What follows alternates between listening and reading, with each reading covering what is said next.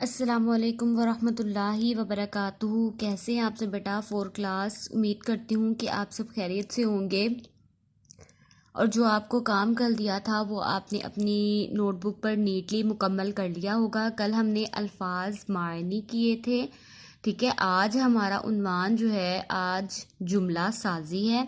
कल की तरह आपने यही करना है। यहाँ पर आपने लगानी है डेट, ठीक है। कलर मार्कर से इसको अंडरलाइन करेंगे। यहाँ पे आप लिखेंगे जमात का काम, इसको भी कलर मार्कर से अंडरलाइन करेंगे। उन्वान लिखेंगे, इसके बाद लिखेंगे जुमला साजी, ठीक है। जुमला साजी करेंगे हम अल्फाज। यहाँ पे आपने पेन के साथ ही अल्फाज लिखने हैं।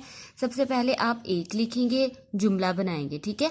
अगर आपका जुमला एक लाइन पे मुकम्मल नहीं आ रहा तो आपने ये लाइन छोड़ के यहाँ पे बाकी जो जुमला यहाँ पे मुकम्मल नहीं हो यहाँ पे नीचे लिखेंगे। फिर यहाँ पे लाइन छोड़ के यहाँ से नेक्स्ट अगला लफ्ज़ जो है वो यहाँ पे लिखेंगे, ठीक है।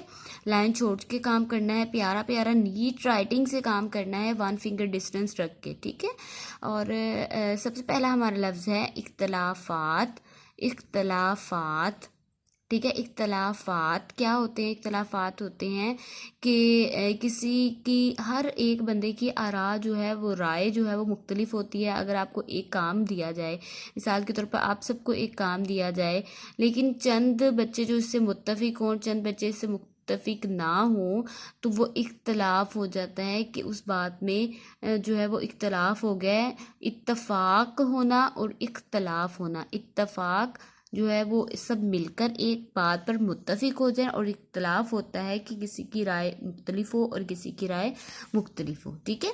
तो ये इख्तलाफ का आपने यहाँ पर जुमला बनाना है। इसके बाद आ जाता है मुखलिस। मुखलिस का मतलब क्या होता है? मुखलिस का मतलब होता है इखलास वाला, ठीक है। मुखलिस का मतलब इखलास वाला। आगे आ जाता है दानिशमंदी। दानिशमंदी मतलब अक्लमंदी, ठीक है। ये आपने यहाँ पे इसका जुमला बनाना है। आगे कसीर।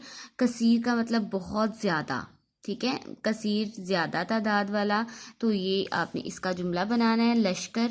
लश्कर कहते हैं फ़ौज को, ठीक है। जो फ़ौज होती है उसको लश्कर भी कहते हैं। इसका आपने यहाँ पे जुमला बनाना है। आगे है इत्तिफाक राय।